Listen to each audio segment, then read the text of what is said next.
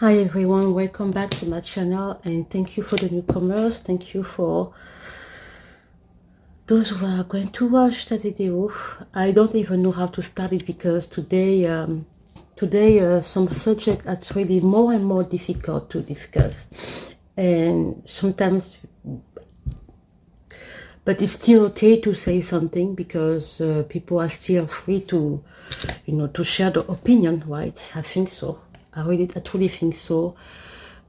Some things lately, and I will just share my opinion on that, okay? And I will be very careful. Okay, before I start the video, I will really appreciate that people, if I will leave the comment section open, but I want to close the comment section because sometimes there are things I don't want to hear. But it's free speech, but free speech doesn't mean that you need to make insults or, all this stuff. And when it comes to the ladies I will be talking about today, I will really want people to be respectful. If you feel something, I understand, but don't be how do you say that, negative in a way to. So we are going to be very respectful, I will be my best to be very objective and realistic. You say that. And again, English is my second language, so don't, if I use the wrong word, I apologize. I hope you understand. We talk about the Erika Kirk recent interview, one-on-one interview, sitting interview, you say that. It was interesting. People were looking to actually hear her speaking after her husband's assassination, tragic or really brutal assassination that really shocked us all around the world. I really say around the world because I'm not American, of course. And we also talk about the headlines, the recent headlines. Mrs. Michelle Obama again, and we are going to be respectful still, but we are going to talk truth. And what else? And I have a video I want to make, but that video I will block. I will block the comment section for sure. Because I think I observe and I have been asking myself questions. I think I found a video that really responds to me. And it's about the religion of peace, okay? There is a lot to say. There is a lot to say. And that video, I will do it next if I don't have time today. I will do it maybe tomorrow if I have time. And I will block the comment section because, sorry for that, I blocked the comment section. So let's see a little bit about Mrs. Erika Kirk interview so far, and let's see what we can say about that. Okay, before starting, I would love to go back in time because this is very important for me, to put her first public remarks after her husband was fatally shot in front of the world. I will just try to share my opinion and see how, what you think about it. I don't know. I think the lady is going through a lot of pressure. I think the position that she has today, it's not easy. There are so many things that have been happening, and it makes sense because people are not satisfied with what they see, with what we see, okay? We don't need to be expert on something to see that still. Someone told me in the comment section last time that, oh, we can be waiting. Yeah, we are going to wait. It's now November and it's going to be December and next year. And I guarantee you that this long time waiting to really know what really happened that day is going to make people their hearts soft. And that's why I don't like sometimes when people take too much time to maybe, I don't want to say expose the truth, but to put the truth out there, because it's very important that that's why some situation has to be solved on the spot, because like that, because when you wait too long, people are now, the heart of people are now softened. You're like, okay, we can take whatever. Talking as someone who is not American, okay? I mean, still, it doesn't make any sense. I mean, when I'm telling you, when just thinking about it, it really upset. It upset a lot, because a young man like that, just like that, I mean, just finishing someone's life like that, really, that this is really upsetting. And sometimes you just say, because times come your hurt, and that's why I don't, this is situation. But still, when you sit and think about it, it hurts. Okay, I will go with the first video. Okay, that's why it's important, because I try to see if the emotion was still the same from the first time to the recent interview, if she had the same emotion, or if but I know that she went through a lot. Already I have seen the worldwide outpouring of love for my husband. Worldwide. I've heard the testimonies from people my husband inspired to get married, to start families, to seek out a relationship with God. It's the most important. The evildoers responsible for my husband's assassination have no idea what they have done. They killed Charlie because he preached a message of patriotism, faith, and of God's merciful love. But they should all know this.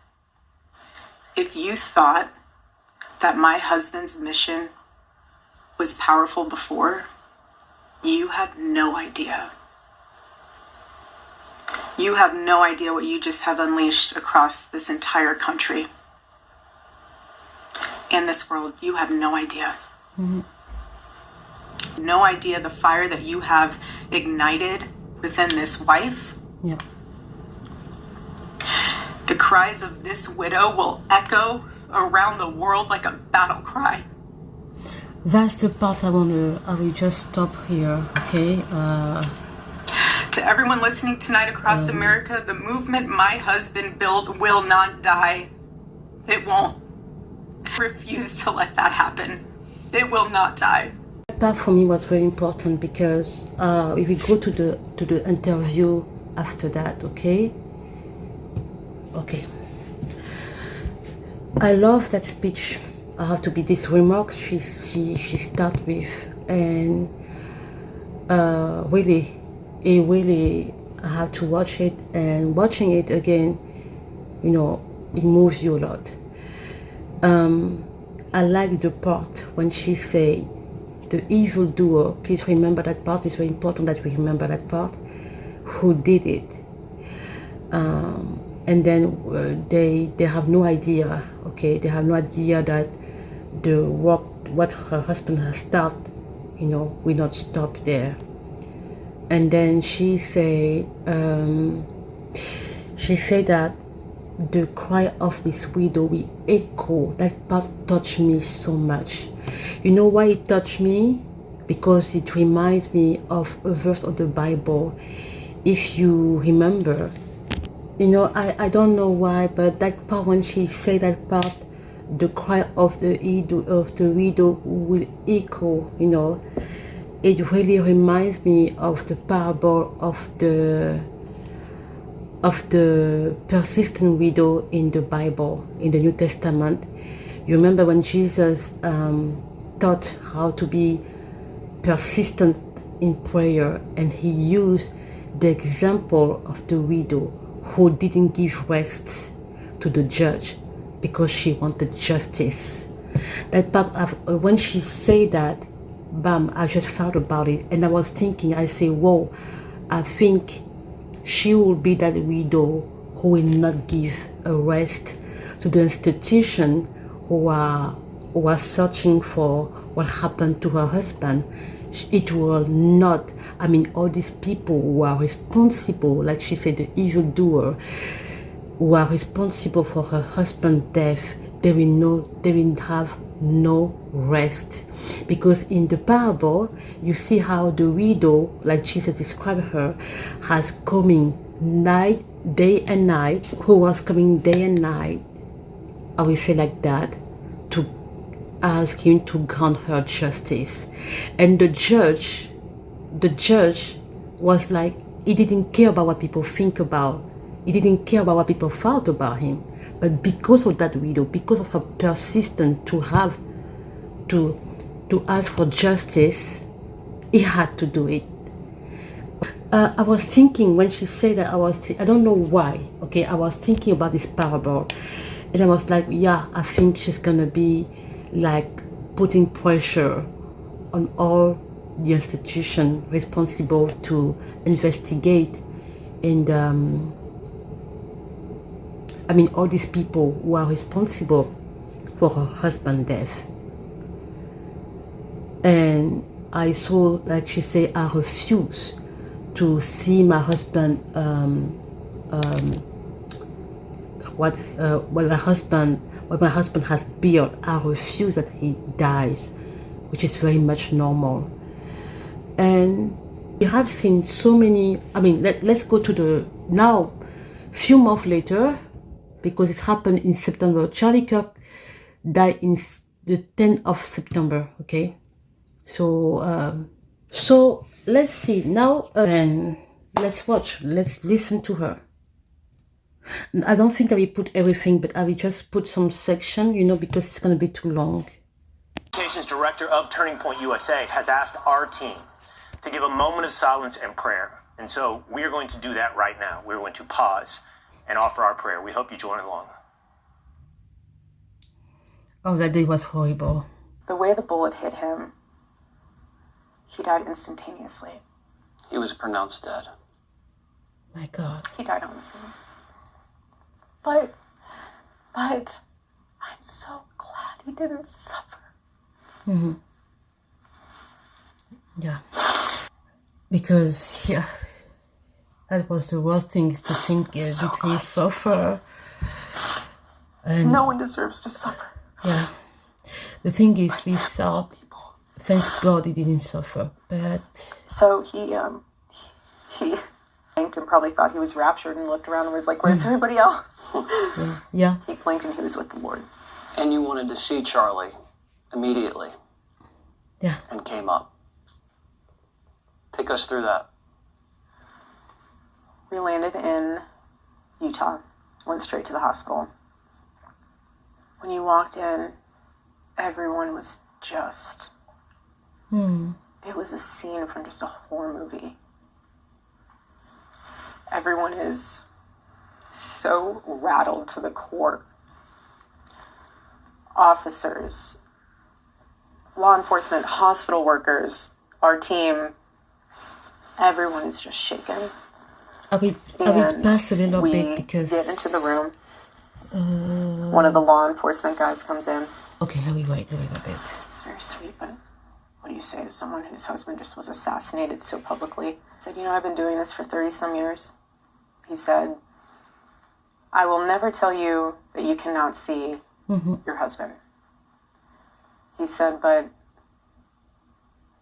I, in my professional opinion, think that you should wait to see him once he's at the mortuary. Because I don't think you want to see him like this. The room got quiet because half the room knew it's probably a good idea. And the other half of the room was like, there is no way she's listening to you right now. And I responded back to him and I said, with all due respect, sir, I said, I want to see what they did to my husband. And I want to give him a kiss because I didn't get to give him a kiss this morning. And I said, I want to see my husband. He said, That's so sure that horrible. happens. And I did. And I got to see him. Here's too many. By that time, Okay, let's go here. Let's go now. This part also is very important. That part I want to talk about a do little you bit. think they've caught your husband's killer?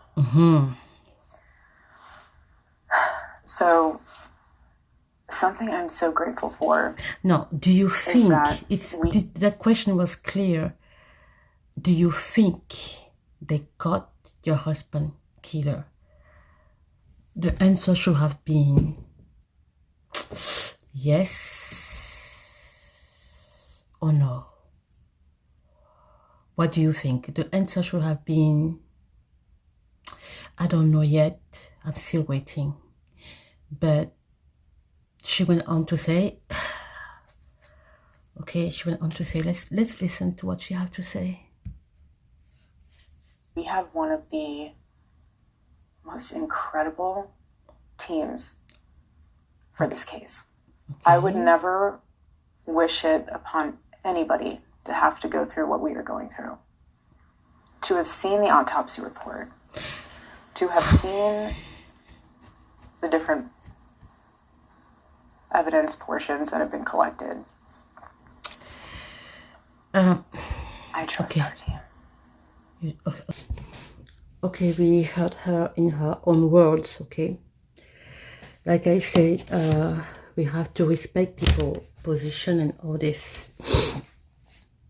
But it doesn't say that we don't have also our opinion on that. What I want to say is, I will start with this. When she explained how she got the news, she went to the hospital. You imagine the chaotic scene that would have been very traumatic.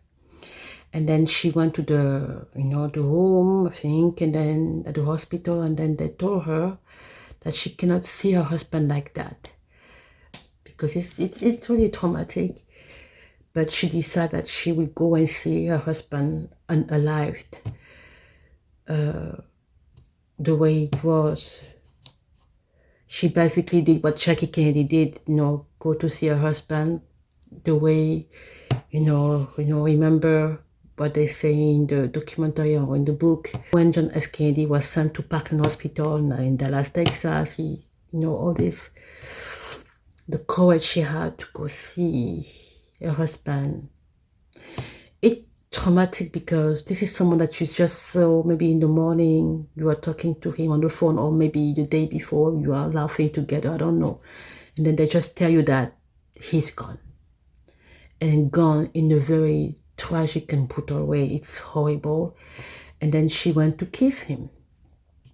She went to kiss her husband. This is the last kiss, I guess. Unfortunately. And that's exactly what, like I say, Jackie Kennedy did. She went to kiss her husband. And that is very tragic. The second part I want to point here, because let's talk about the second part. That part was the part that really made me a little bit uncomfortable. Is when the I think Jesse Waters, I don't know his name, Jesse Waters, sorry about that, the journalist who is doing the interview, who's conducting the interview, he asked her, do you think that they caught? Like I say, the answer should be yes or no, okay? But then she started by saying, we have the most wonderful team. The team that everybody, see that now there is too many inconsistencies of what has been served to the public. Not enough footage for all the technology we have today, for all the access to information and tech we have today. No, you're not satisfied with it. And I understand maybe she doesn't want to again raise concern or make people talk there and there because she has children, she has family to protect as well. I think so. And then but when she said that, I mean, Mrs. Kirk, we don't feel the same way on that. Me personally, I feel like your husband deserves more in terms of investigation, because 31 years old only, and called for greatness, finishing like that, just like that, because of his opinion today in 2025. No.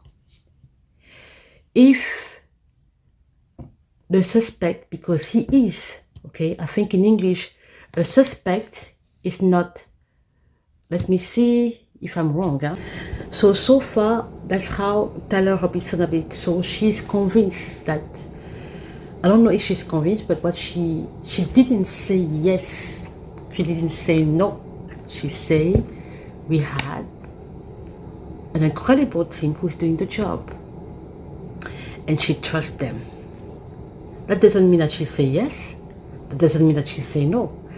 It's just like, okay, I will trust them. I will trust the job. I will trust the expertise of the team. But I hope that you agree with us that there is a lot. And the journalist himself is telling her that what does she think about all this theory swirling around his death. She didn't say anything wrong on that. She just say, just think about what you post on social media and all this. And she even said at some point that she understands that people grieve differently.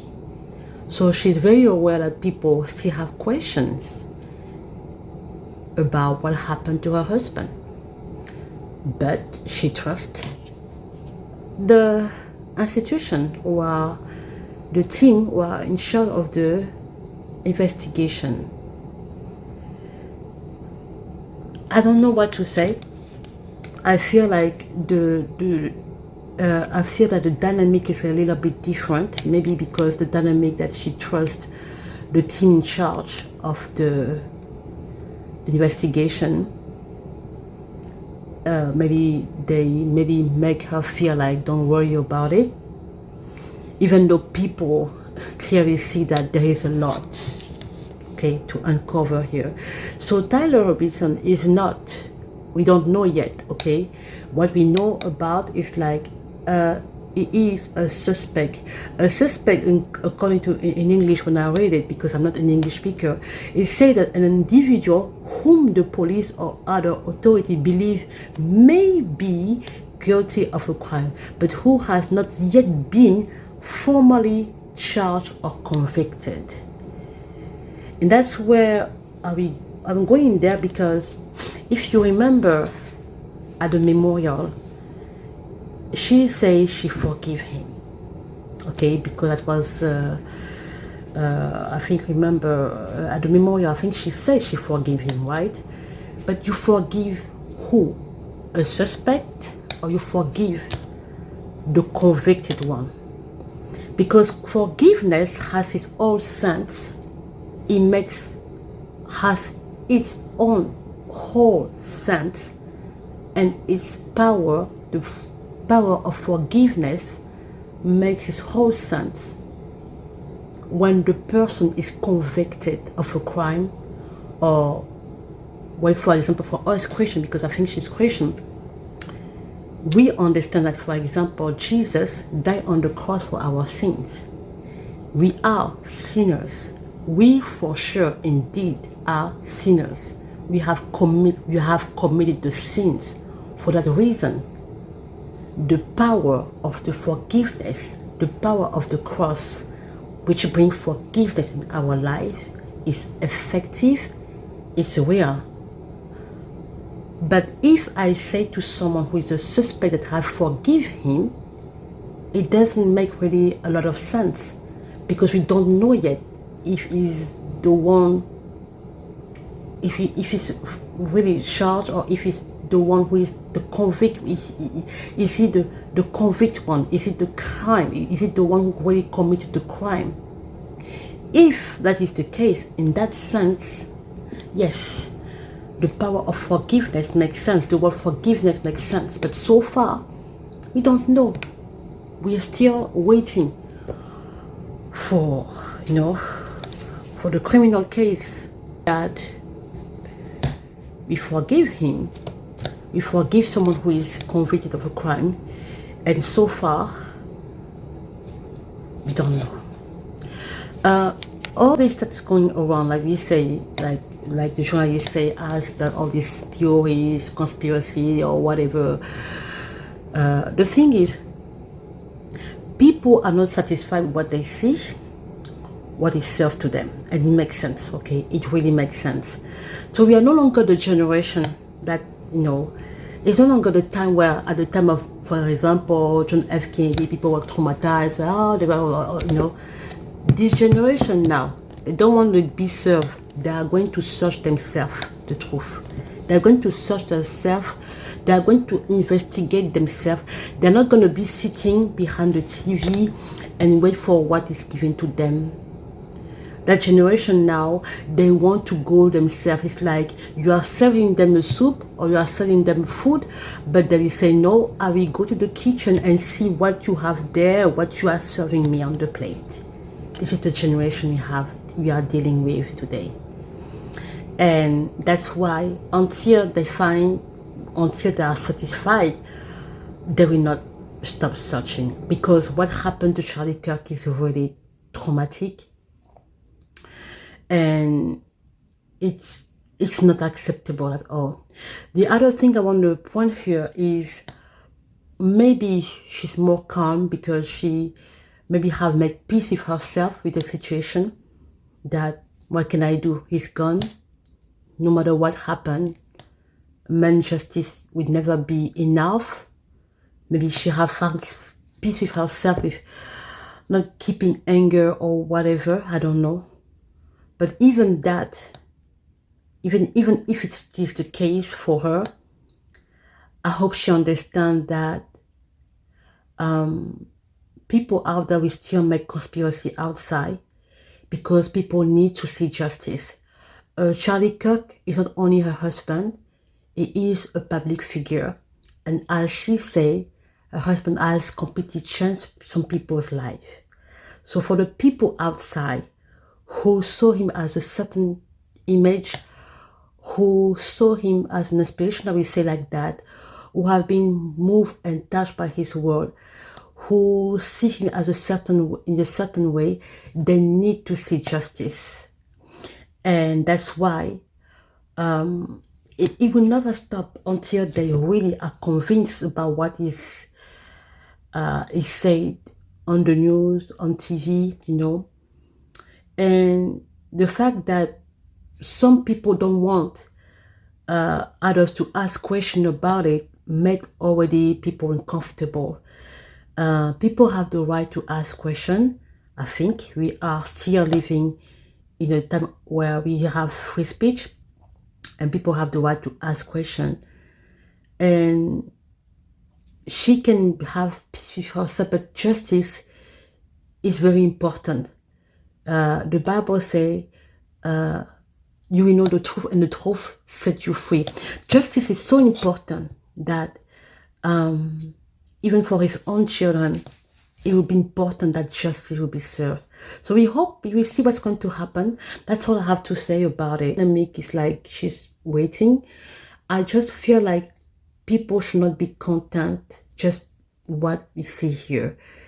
Everybody can see that it's not enough. There is a lot. There is a lot to talk about behind what happened to Charlie Kirk. And I pray, God, that he has justice. And I also pray that the evildoer will never have rest. You will never have rest for what you did to this young man. Thank you for watching.